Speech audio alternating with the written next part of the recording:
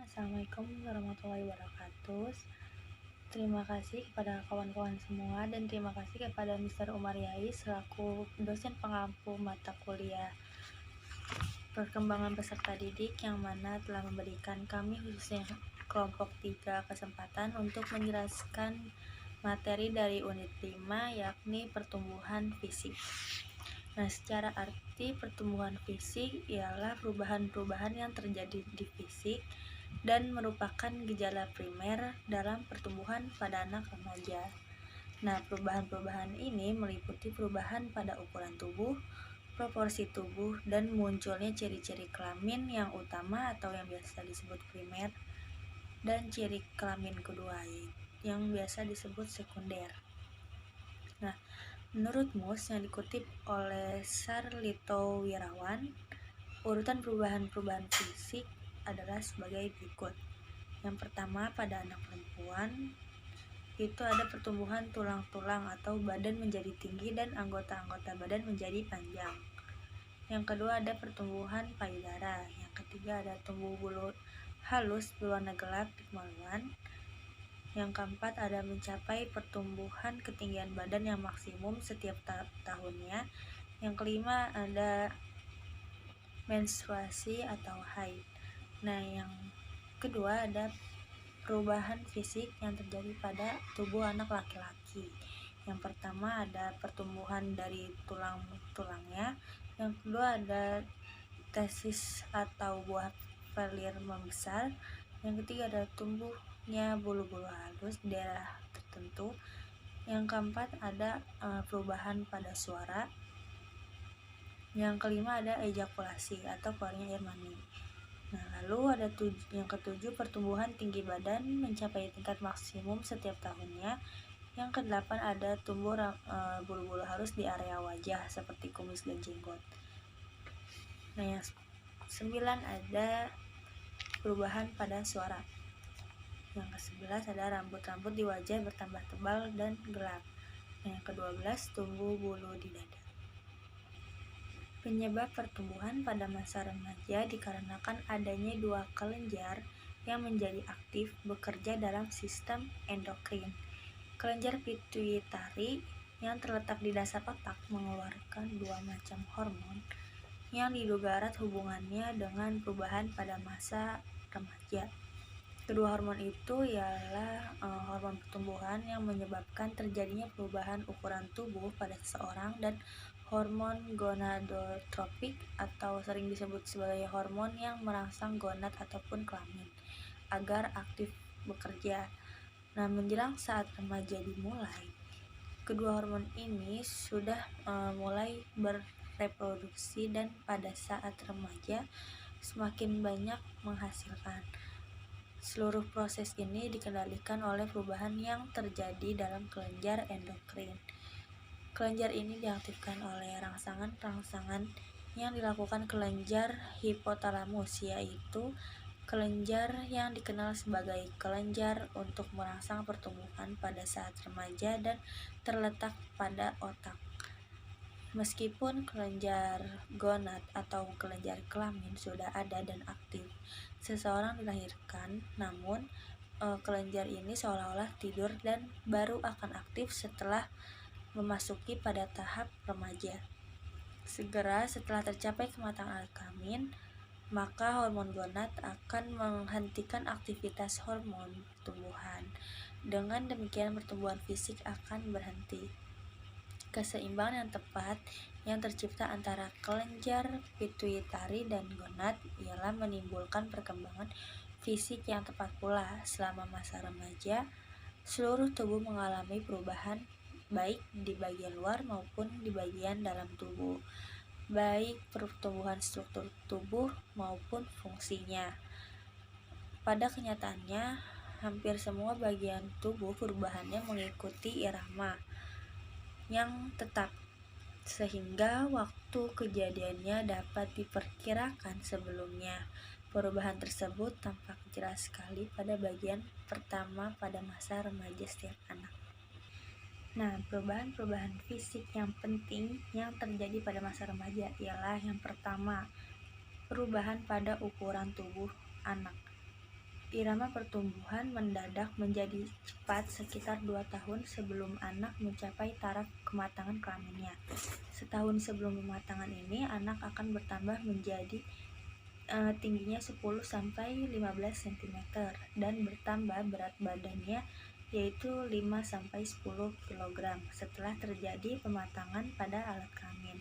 Pertumbuhan tubuh selanjutnya masih terus terjadi, namun dalam tempo yang sedikit lebih lamban.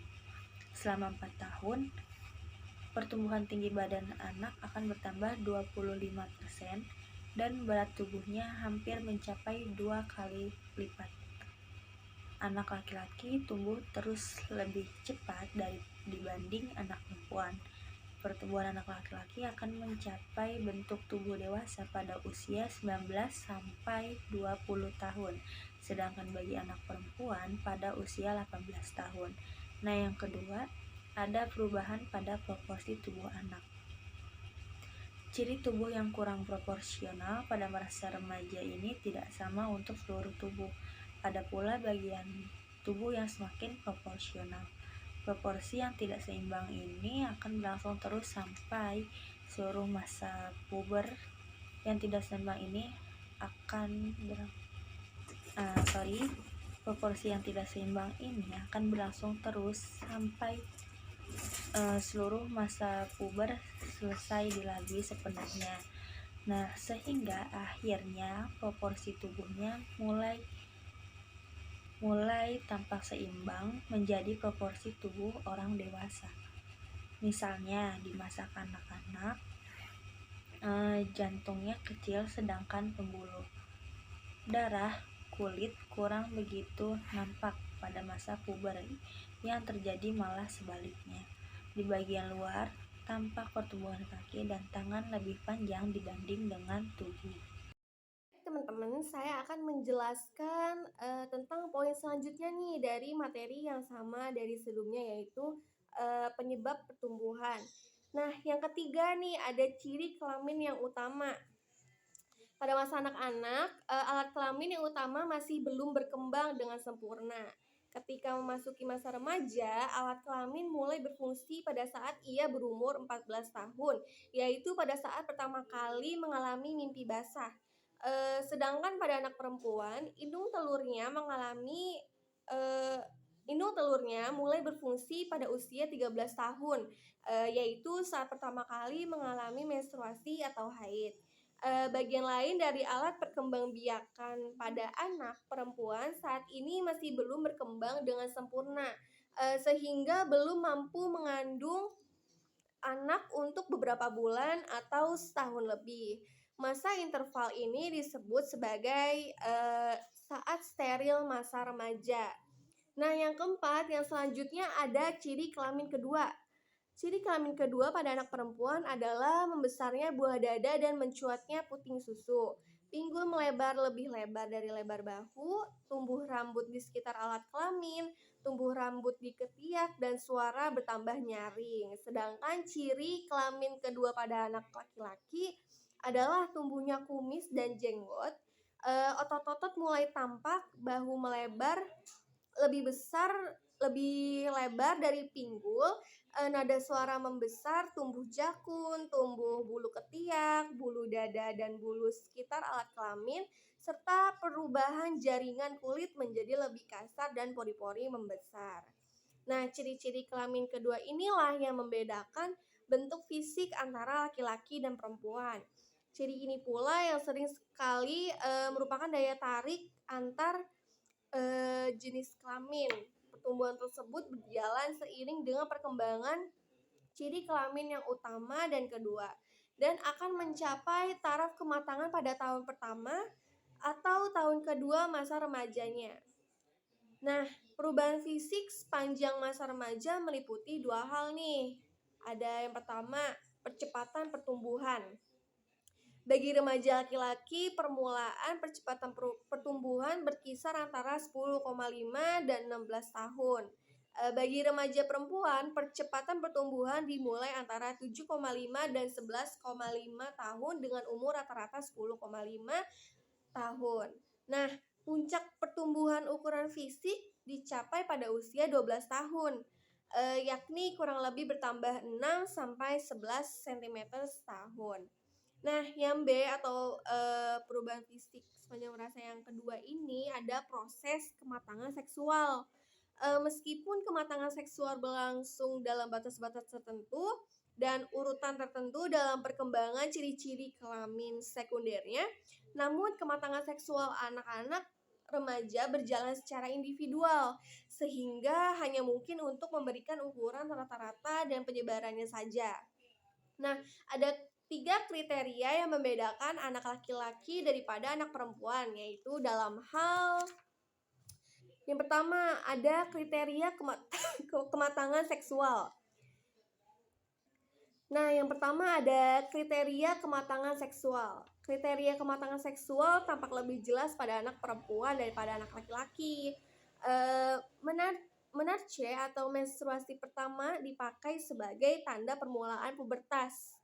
Sesudah itu masih dibutuhkan 1 sampai 1 tanda permulaan pubertas. Sesudah itu masih dibutuhkan 1 sampai 1,5 tahun lagi sebelum anak wanita dapat betul-betul matang untuk bereproduksi.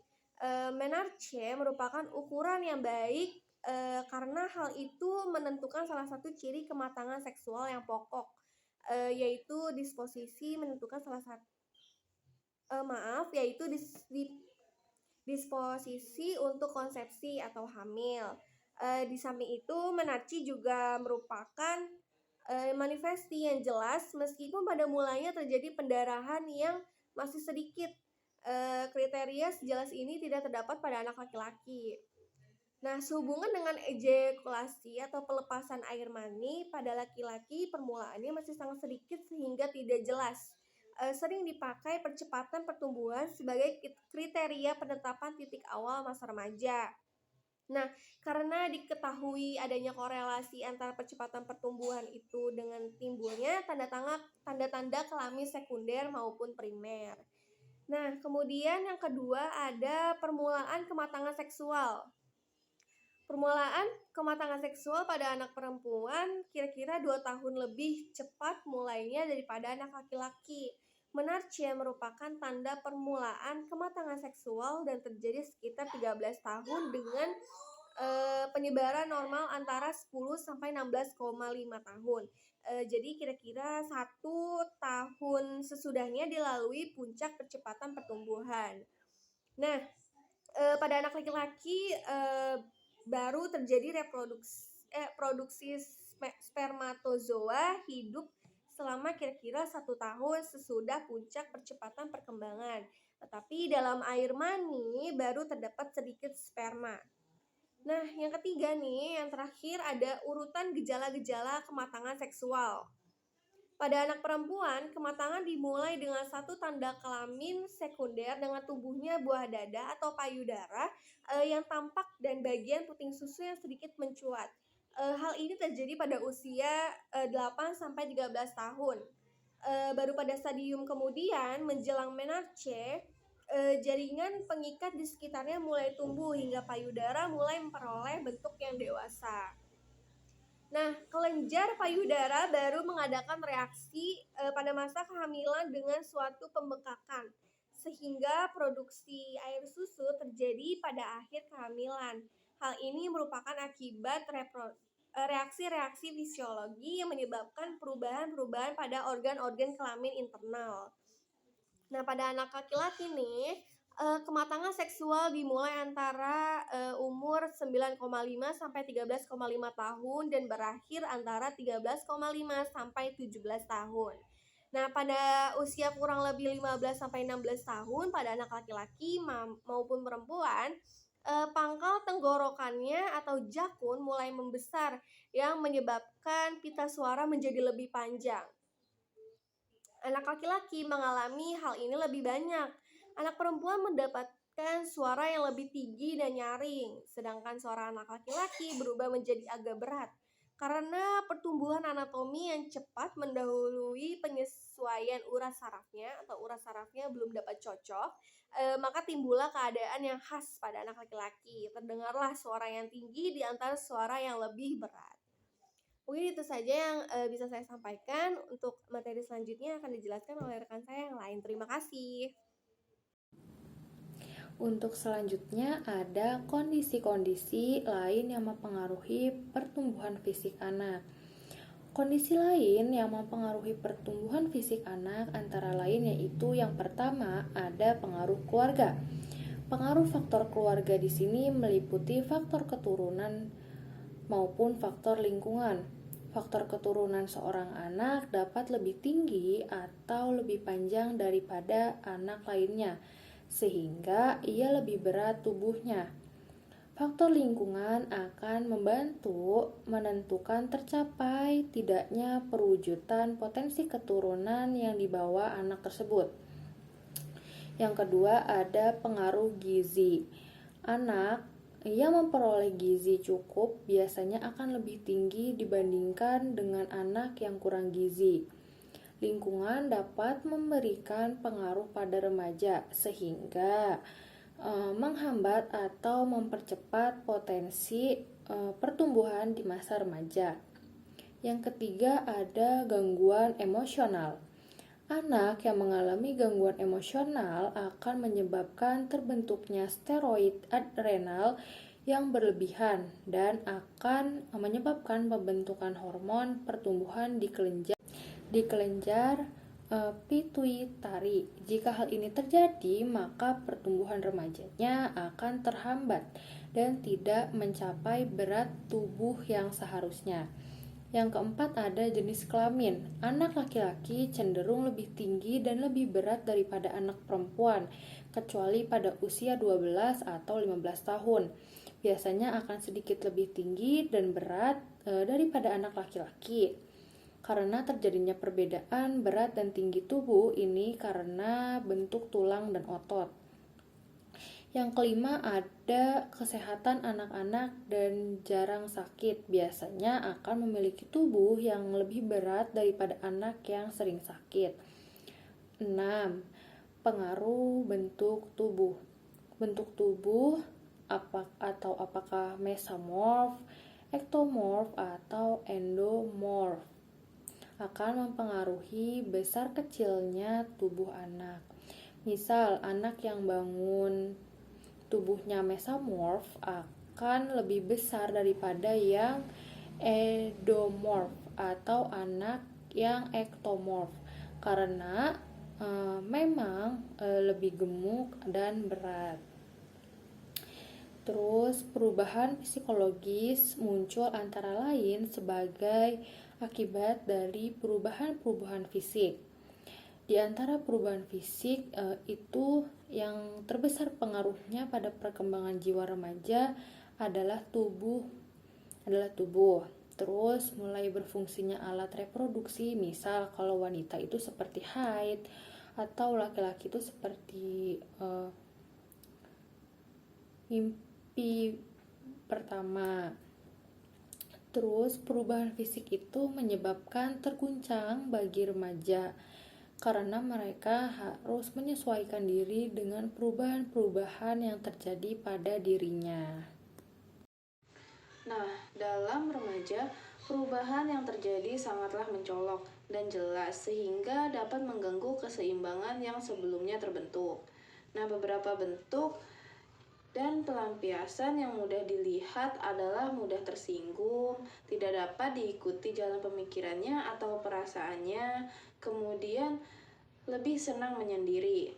Kemudian karena memang sedang terjadi perubahan, beberapa kelenjar pertumbuhan tubuh yang menyebabkan terjadinya perubahan dalam bentuk dan ukuran tersebut. Nah, anak-anak remaja ini secara fisik seringkali merasa tidak nyaman. Misalnya ada keluhan, gelisah, kurangnya pede, dan nafsu makan berkurang. Nah, remaja yang banyak perhatiannya terhadap kelompok, perilaku remaja ini akan banyak dipengaruhi oleh suatu kelompok. Kelompok remaja ini dapat dibentuk di dalam sekolah seperti kelompok olahraga, pramuka, seni, kelompok belajar, atau semacamnya. Nah, ada beberapa kegiatan yang bersifat positif dan negatif oleh remaja. Yang pertama yaitu sifat positif seperti olahraga, pramuka, dan kesenian, karena kegiatan tersebut dapat memupuk pertumbuhan fisik. Dan ada kegiatan negatif, salah satunya